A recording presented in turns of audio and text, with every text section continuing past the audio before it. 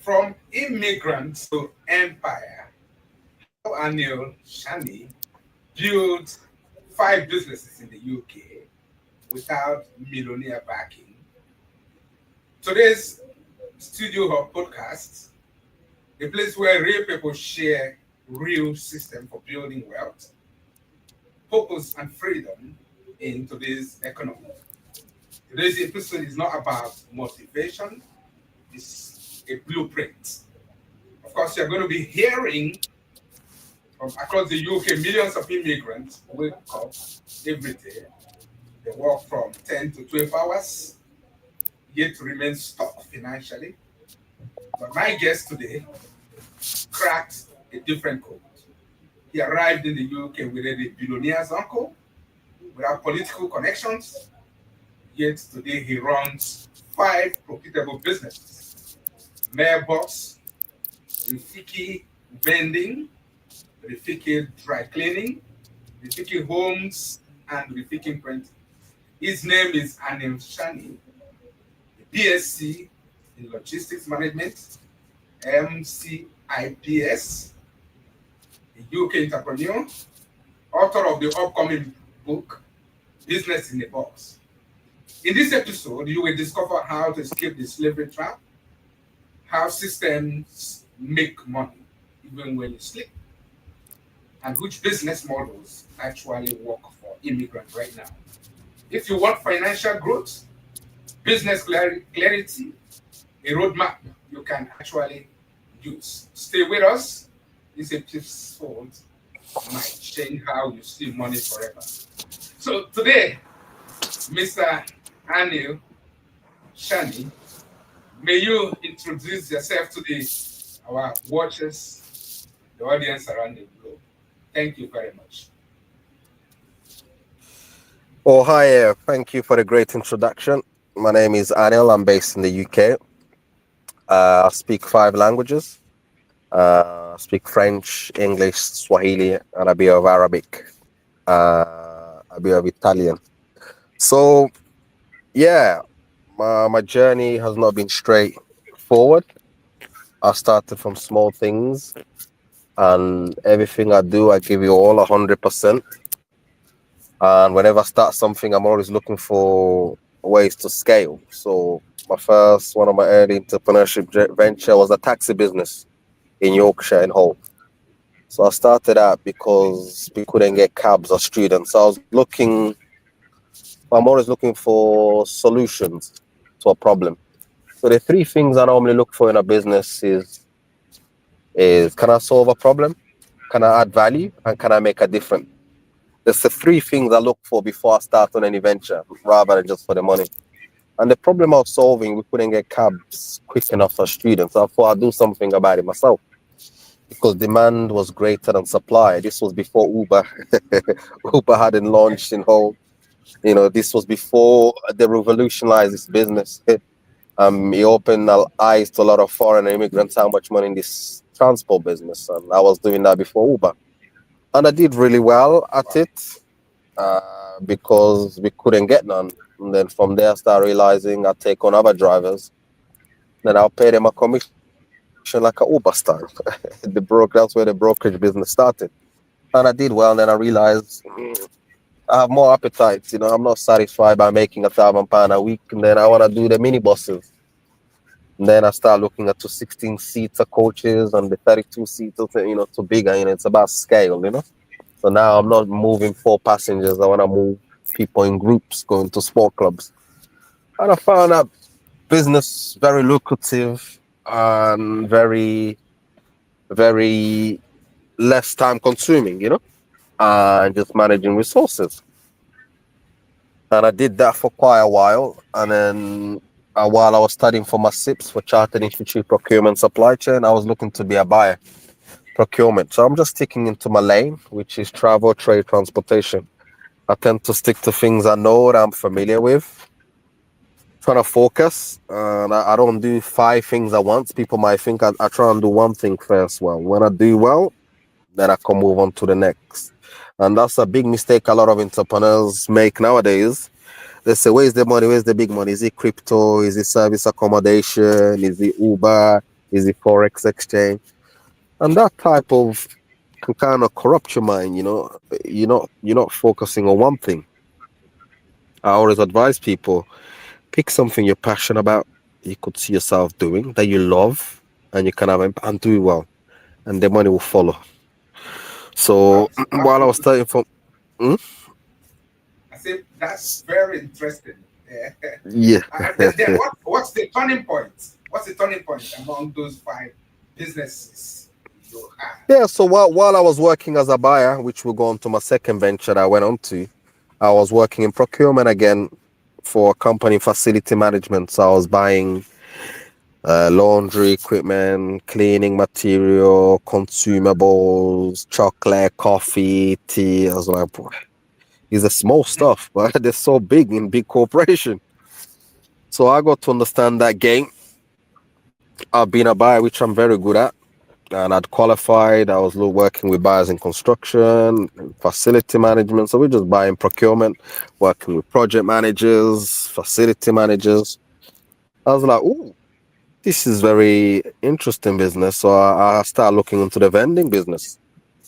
One thing I liked about the vending business in the UK, again, this was before people were making videos on YouTube. You can make X amount. A lot of people, be careful who you listen to and the money and the challenges that people say. Just it's very easy to make content.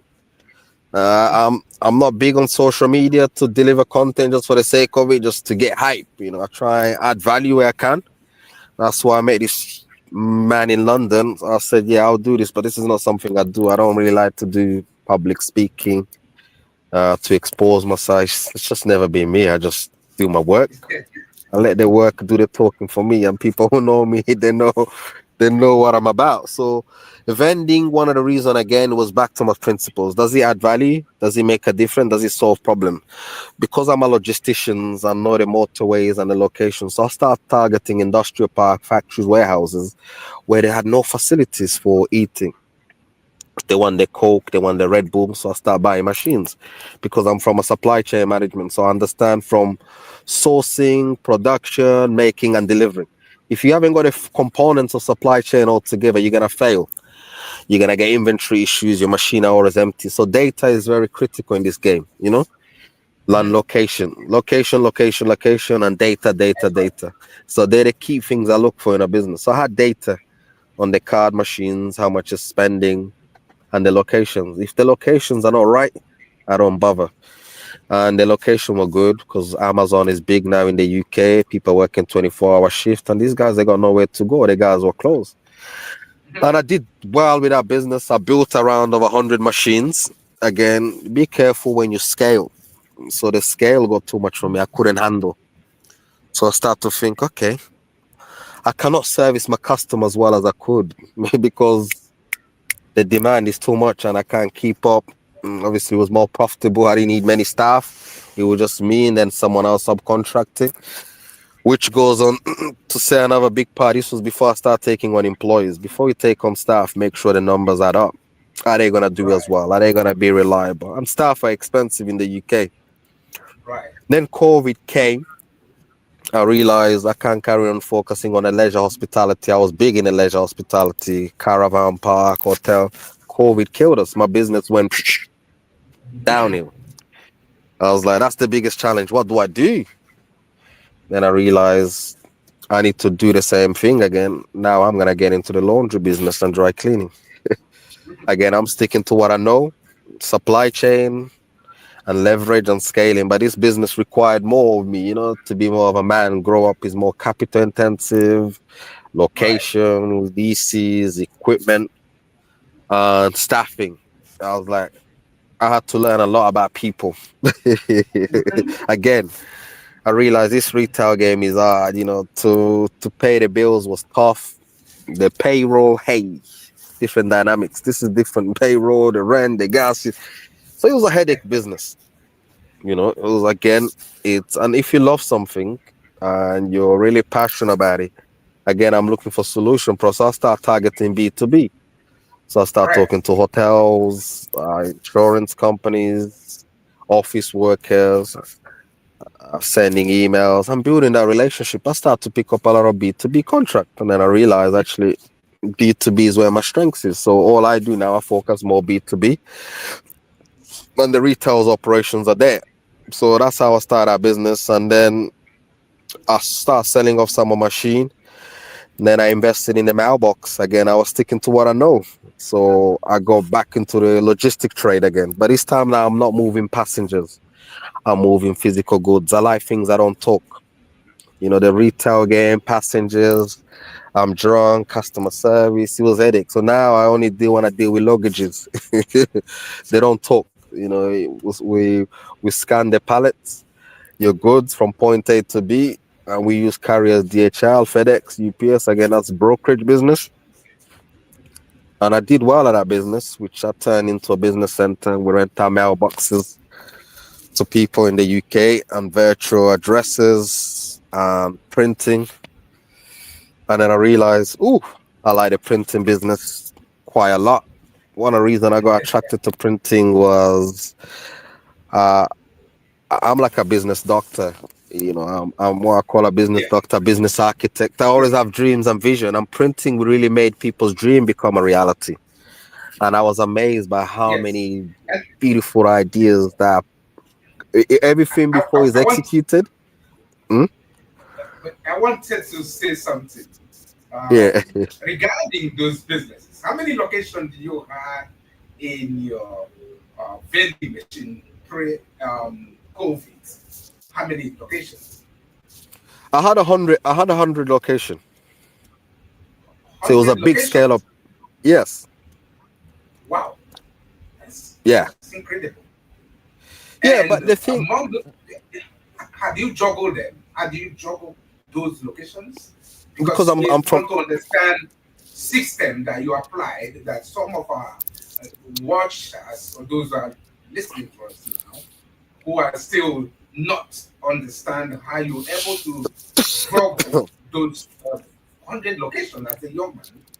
Uh, Yeah. of The reason why I manage, because I'm from a supply chain background, logistics again. I'm sticking to what I was born to do, remember?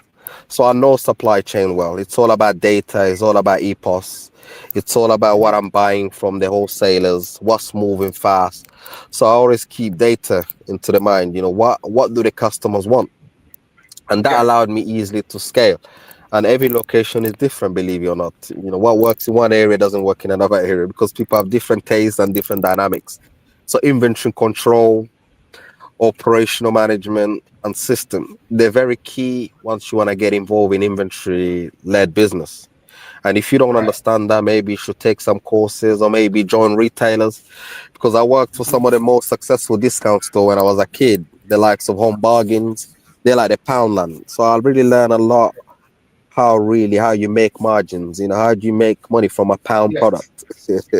You're yeah, making 20p to 30p, but it's a volume game. And the organization and efficiency, for me, it wasn't the jobs were glamorous. It was about learning, you know. So for me, it's right, about learning and how do you become excellent for correct. fast moving consumable goods that are volume Okay, led. And I realized right. the tills were busy, man. The tills were always spinning Hmm. because everybody wants a bargain. So I took the learnings, what made it great. And again, because I'm logistics, I've always been interested having the right goods in the right place at the right time, the right quality.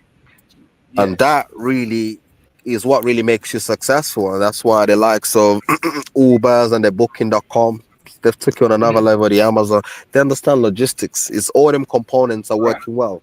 You know, people will live in right. the Amazon Prime era, Uber, you know, because they understand system. And once you do that, the sky is the limit now. We want to go global. So I want to take my learnings to what I've learned in the UK now. I know I can apply it to other countries and other nations.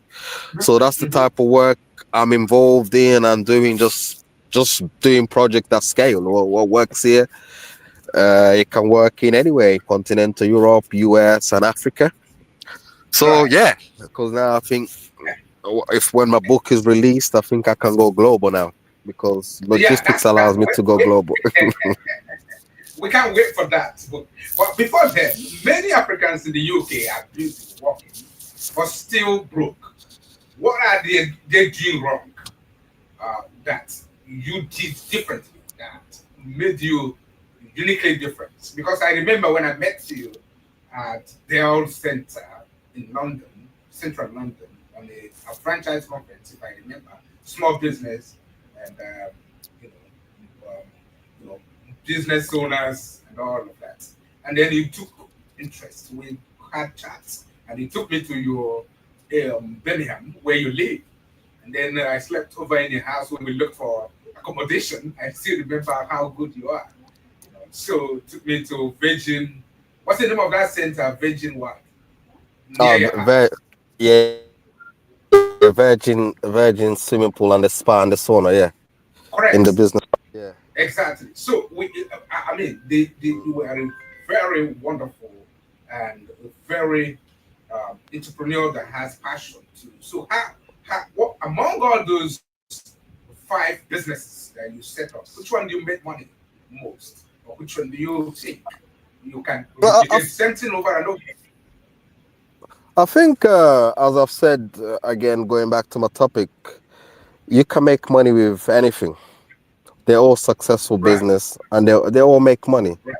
And this is where Right. a lot of people go wrong. Don't chase the money. The money will follow you once you do great work. Because at first I serve people. All these businesses Mm-hmm. about serving people. Which if Mm-hmm. you're Muslim or you're Christian, biblical, first you must learn how to serve people, and then the money will follow. But people get it the other way around. You say, oh, which one makes the most money? They all have seasons, and they all do well. Each one of them has got potential to make you a billionaire if you want to do it properly. Just focus on Mm-hmm. one. And that's the Mm-hmm. lesson I've learned. I'm only a one person and I can't do everything. So I need a team. I have teams. And just sticking to my strengths. I'm not gonna Right. start doing digital Yeah. currency because that's not my game. I have no experience in it, so I don't know it. So I tend to stick to Yeah. things I know that works and Right. deliver results. And that's what I advise young people. Just go where your Right. strength is and what you're passionate about. And the money will come, Mm-hmm. trust me, if you do well. There's plenty Yeah. out there. Yeah, but I'm looking at many Africans. Of course, we discussed when you share some of your former colleagues or former schoolmates or classmates that in the university days when you were doing your PSC. So you told me how some of your African brothers or sisters you came up with them on different business niches and all of that. So people that are watching us, some of them are working multiple jobs. They are trapped right now in the UK or probably other parts of the world. So, what do you think they have to do different in order to get to where you are right now? The first thing is investing in yourself, personal development. Right. I did a lot of personal development. First, invest in your mind and build your confidence and Mm-hmm. learn from other successful people. And in the UK is one of the best country actually to make money nowadays because we've got so many systems are open to us. We can trade on eBay. You can start sourcing goods from anywhere around the world. In the UK, you can doesn't cost much. You can get started on Amazon, start selling online, Mm-hmm. doesn't cost much. Shopify doesn't cost much. Etsy doesn't cost much. Vinted for secondhand clothes doesn't cost much. There's so many digital venture. Again, my logistics helps me to understand so many platforms, the Mm-hmm. booking.coms, the Airbnb, the property. There's so many platforms out there that allow you to get started, you know, Right. and start trading. So yeah, and the side hustles are growing. There's the Uber, if you say, I fancy driving and the leisure and entertainment, that type of Mm-hmm. hospitality. You meet people going out, and also you learn the street what other people are doing. So yeah, I Right. think people being trapped, it's a mindset. Is there's so many things that are open. It's this The sky is endless to what you can do here nowadays, with technology. And you don't have to be there. Right. So that's no Mindset. longer an excuse. Right. Right. So the best thing is to for them to acquire skills, know what they are passionate about, and just go from there. So Mailbox, which is your franchise business. So can you explain more to those who are paying attention right now? Yeah. Yeah, Mailbox is a franchise from the US. One of the Okay. reasons why I like about Mailbox is got 5 profit center revenues, and my heart is always working with business people. So we work with a lot of business people who are shipping goods all over the world, manufacturers who are importing. Again, I'm sticking within my lane, you know. I meet so Yeah. many great entrepreneurs who are doing amazing things, and we're providing a service to them. We're providing Right. mailbox rentals to them. We're providing printing services to them, and I'm surrounded of a great network entrepreneurs, and we're all over the world. There's 3,200 mailbox centers globally, so it's a global business that works to serve local businesses and the business center in the community. Right. And then, what system do you put in place? And how many locations do you have for the mailboxes right now? For the mailboxes at the moment, I've got two, Okay. so but I'm looking to expand. I've Right. learned a lot within the network of franchise. Uh, I'll probably create my own, probably even have my own franchise in the future. I can add the lessons I've learned from other ventures and the ones that haven't worked out. I think before I met you as well, I invested in another company called Fast Sign Franchise. Yeah. We make sign in Milton Keynes, but that venture never worked out for me because of staffing issues and distance. So I learned not to try to manage things that are too remote from me. I learned that with people, so I failed that venture, which cost Right. me a lot of money. But I learned a lot of valuable lessons, which made me more successful on my next ventures. Key lesson was stick within my lane. Correct. Then the real estate, the Rafiki homes. Can you share Yeah. throw more light on that? Yeah, so that Rafiki home was born out of being a retailer, renting properties. I realized how much I was paying the landlords. I says I can do this myself, you know. I'm wasting so much money. So Right. now I only want to rent out my own properties with shops and flats. And that's how Rafiki Home came about, really. It's an area I'm looking to grow, which complements my skills of supply chain and to Yeah. develop more units, you know, more little business centers for people to work in the offices and run their Yes. trade counters. Again, I like to serve business people because I can add value with my knowledge and experience. I prefer that Right. business more than residential because I don't like to deal with tenants. I don't like to build deep relationship like that because that's not really my game. I can't add value to you, but business people, I don't care what business you do. There's somewhere I can add value in your business, whether it's the systems, whether it's marketing, whether it's on the web. There's always something I can help a business owner overcome or contact I can put Right. them in touch with. Right. Fantastic. So this is I'm amazed by your um, entrepreneur deep understanding of businesses, business concepts. You can pick any business and then build it and multiply it, and that's the hallmark of an entrepreneur. So, for a young African in the UK or Nigeria had £5,000 to £10,000, which of these business can you tell them to start and why? Ooh, you're asking a very tough question. It is because you're uh, a tough uh, person. I've uh, seen you one uh, on one, and I remember when you took me to one of your laundry business, and also your mailboxes office, and I saw amazing staff, people who are grounded on what they do, professionals. You hire. So I know that you could be able to offer very expert opinions and advice to those who are watching us right well, I'm like a business doctor, as you got to see at a business center. First, it depends who the individual is. First, I do a lot of questioning first. What do you like? What do you enjoy? What do you see yourself doing? I might recommend a digital business. now. Okay. I might recommend a massage beauty business. I might recommend transport business, brokerage. So yeah, it's tough. It depends who it is and where you are in your journey because I have solution for different people. Are you just looking to start? Are you someone who's mature with a lot of in the middle, or are you someone with a lot of money? So I've got different product for different person, individual. So that will be my first starting point, because I don't want to sell the wrong advice to someone. Say, I know you told me to do this, it didn't work. I told someone a digital business, they don't even like tech, you know? They don't want to take good pictures. They don't want to take listing. They don't want to engage on social media. And then they blame me, say, I know you gave me the wrong advice.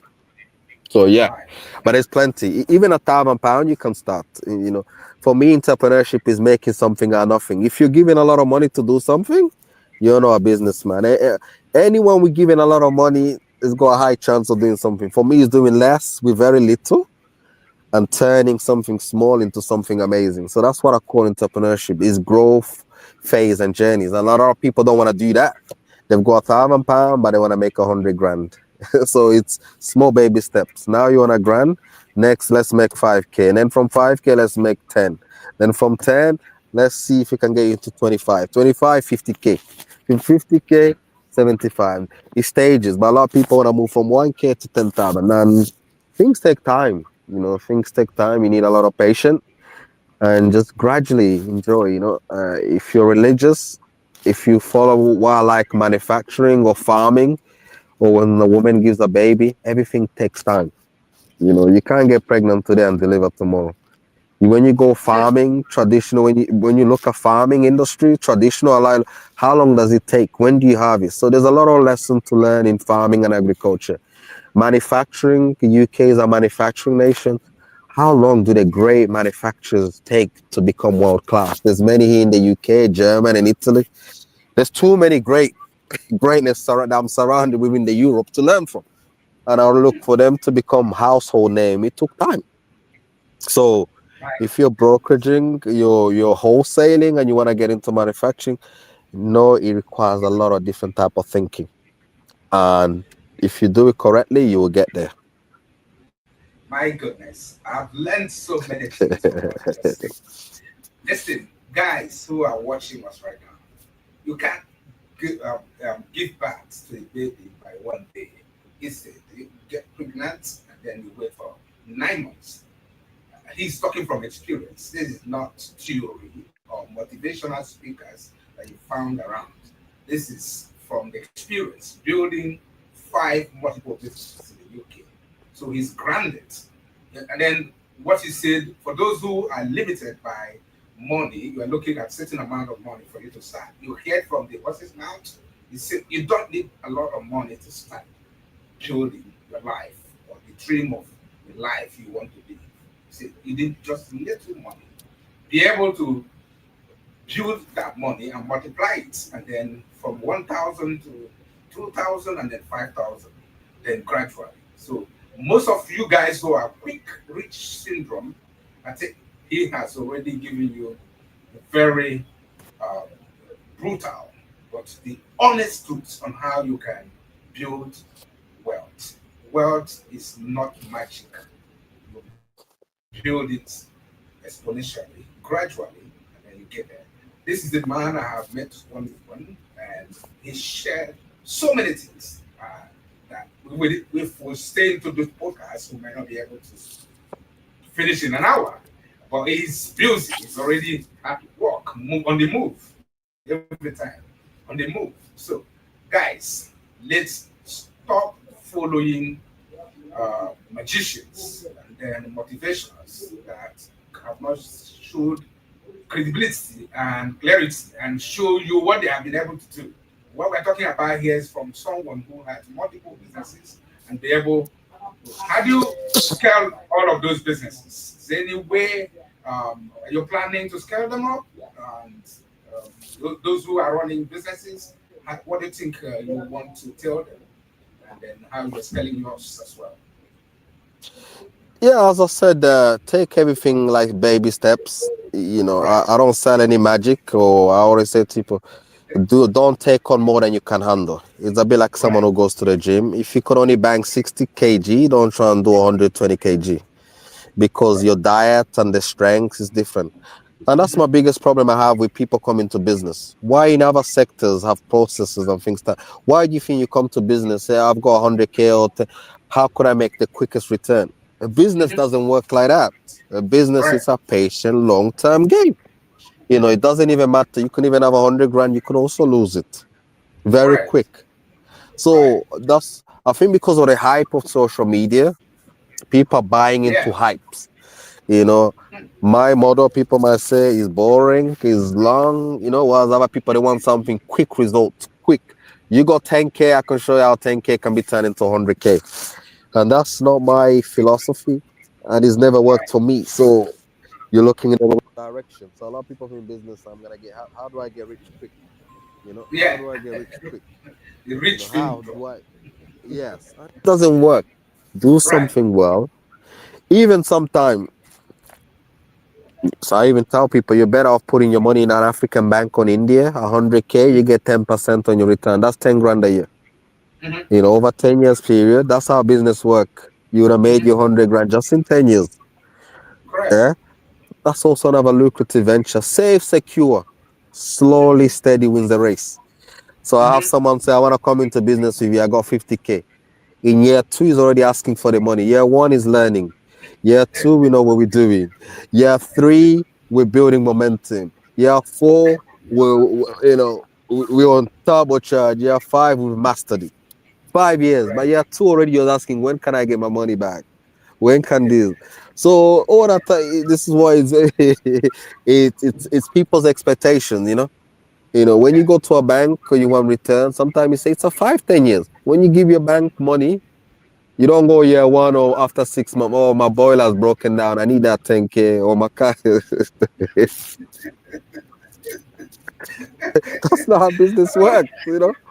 Now I need it now, yo. I wanna cash out. You know, you mean you wanna cash out?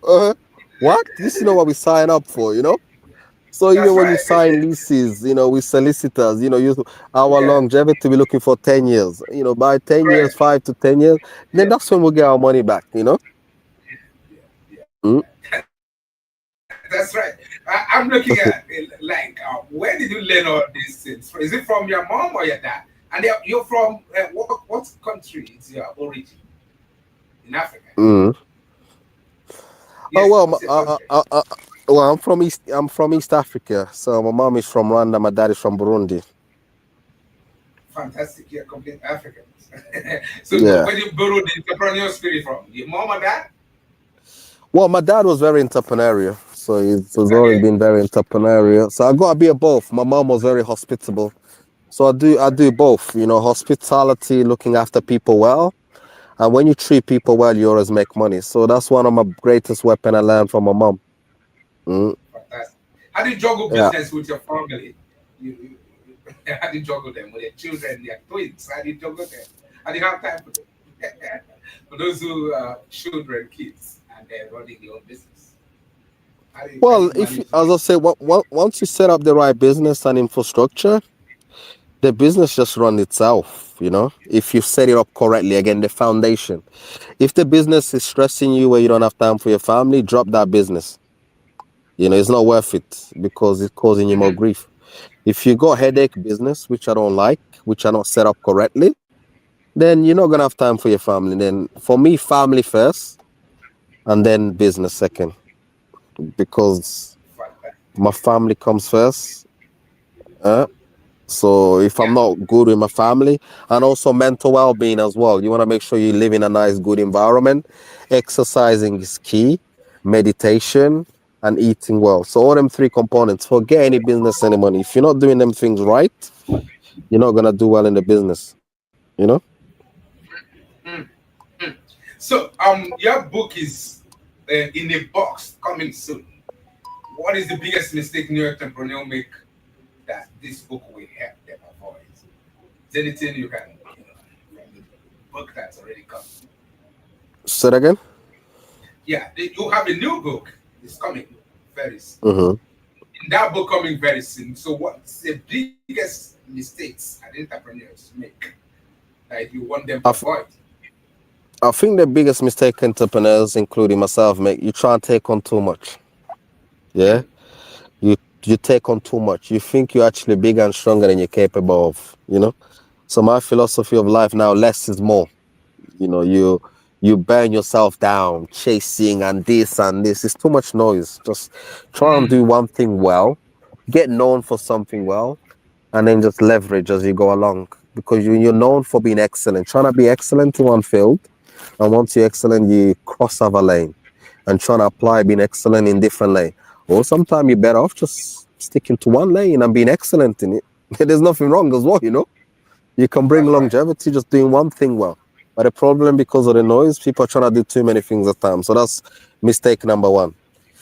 Mistake number two, sometimes people don't wait long enough. They quit before they were just about to break through to blow up. Mistake number three, wrong team. They recruit the wrong people on the venture or partner with the wrong people.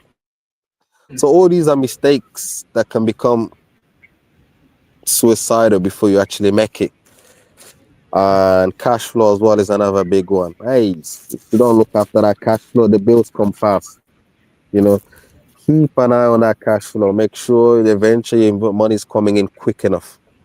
You know, otherwise it's cancer. You're gonna die before your time. You know. That's right. And So then for money. the system, for the system in the UK and the third world, like Africa, we are running business in the UK and Africa. So, what would you advise? Some of us who have businesses in the Africa, then you are a very organized system. So, what advice you want to give to all of us? I think the number one advice is investing in systems, because nowadays system don't have to cost that much. You got India online, they're developing a lot of good systems. Chinese, Philippine, cost effective within your budget. Even in Right. Europe, some subscription software. So there's a lot of software solution and invest in system. CCTV cameras if you're in retail, EPOS system for data, and card payment facilities. So you want things that give you data, so you can run anything on the move anywhere. You know what's happening. You know you need visibility all time. Without visibility, you're driving blind. You're about to crash, is what I call it.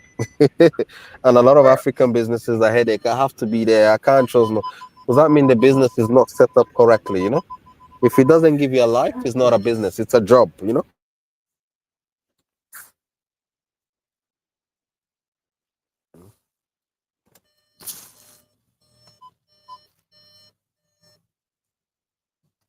Hello, hello,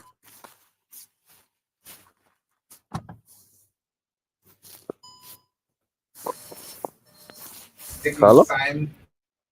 Yeah, What do you yeah, I'm say? here.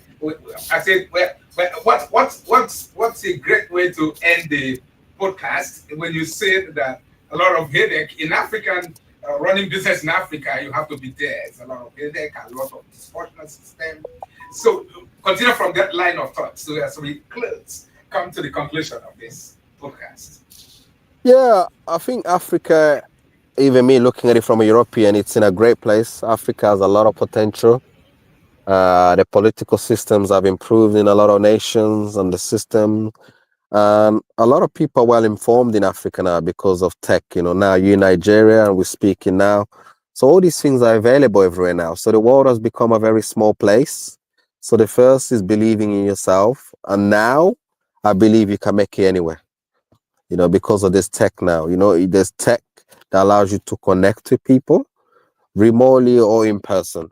So it shouldn't cost a fortune And to have yeah, digital infrastructure to do things now, you know. So the world is a small place and you can make it anywhere.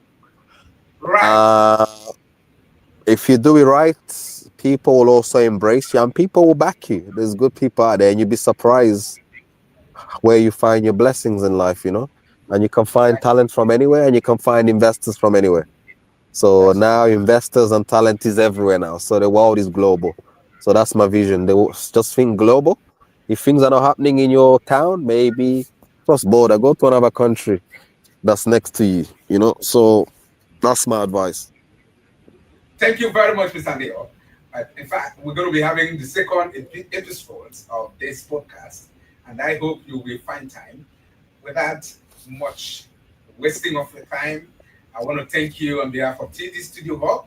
And then, how can they connect you? Those who listening, watching this podcast, how do they connect Well, I have an email. I have you? Okay, Instagram, but I'm not big on Instagram and WhatsApp really, I trying to keep it easy and simple, right. We're going to drop those things on the LinkedIn. No, I'm not on LinkedIn yet. Okay, so we're going to drop your contact. So you people who need your services might reach out to you for um, service provision. So thank you, Miss Annie, Okay. Shani. We really appreciate the time. We do have a lovely day. We hope to catch up with you again in soon, not quite too long time, for you to come and share your expertise on these things that will help people around the world to build a Okay. business of their choice and live in a good life. Thank you, sir. Thank you. Bye. Right, good, have a good day. Take care of yourself.